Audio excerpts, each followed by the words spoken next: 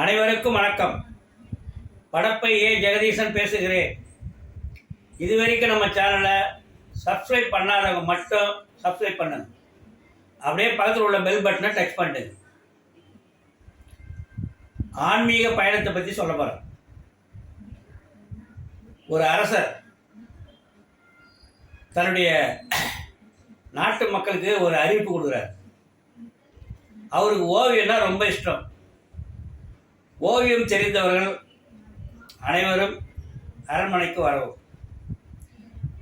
நீங்கள் வரைகின்ற ஓவியத்தில் சிறந்த ஓவியருக்கு பரிசளிக்கப்படும். உடனே அந்த அங்கே இருந்த ஓவியம் தெரிஞ்ச அத்தனை பேரும் அரண்மனைக்கு வராங்க. வந்ததும் மன்னர் பார்க்குறார். வாருங்கள் வாருங்கள், நீங்கள் எல்லாம் என்னுடைய விருந்தினர். நீங்கள் தங்கியிருக்க இட வசதி, ஓவியம் வரைய வசதி, சாப்பாடு வசதி அத்தனையும் நான் செய்து தருவேன். நீங்கள் இங்கேயே தங்கி என்னுடைய விருந்தாளிகளாக இருந்து ஓவியம் வரையுங்கள்.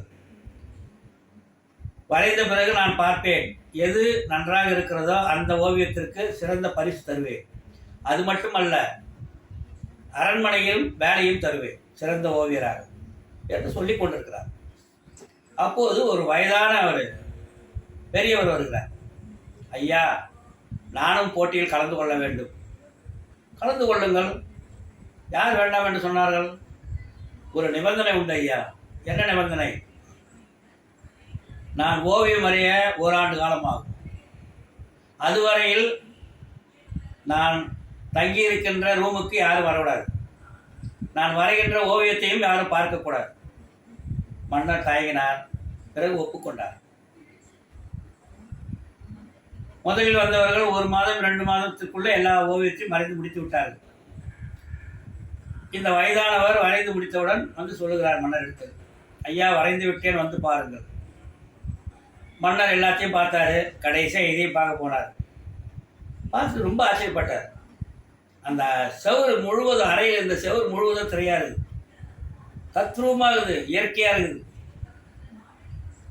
அவர் மனசு அதில் ஐக்கியமாயிடுச்சு. என்னடான்னா, ஒரு நீண்ட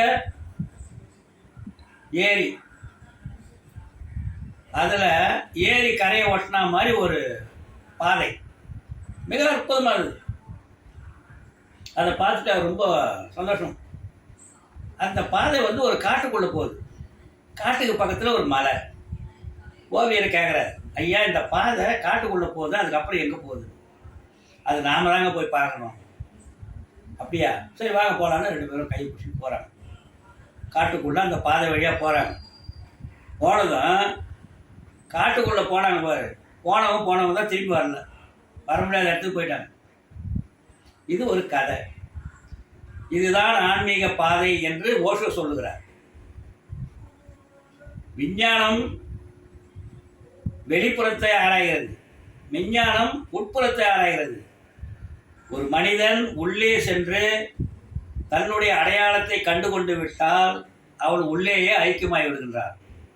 அவனுக்கு இன்னொரு அடையாளம் தேவையில்லை. எங்கள் ஊரில் ஒரு ஓவிய கண்காட்சி நடந்தது. சிறந்த ஓவியர்லாம் தேர்ந்தெடுக்க வந்தாங்க. அதுக்கு மார்க்கு போகிறதுக்கு ஒரு நடுவர் இப்படி போட்டுக்கிட்டே போகிறார். கடைசியாக ஒரு ஓவியத்தை பார்த்துட்டு ரொம்ப சந்தோஷப்படுறார். ஆஹா, அற்புதமான ஓவியம். என்னடா ஓவியம்னா கருங்குரங்கு. இதுக்கு தான் நான் அதிக மார்க் போடுவேன், இதுக்கு தான் சிறப்பு பரிசு கொடுக்க போகிறேன்னு பக்கத்தில் இருந்து சொன்னான். ஐயா, அது ஓவியம் கிடையாது, முகம் பார்க்குற கண்ணாடி. உங்கள் முகத்தை தான் நீங்கள் பார்க்குறீங்கன்னா. நன்றி, வணக்கம்.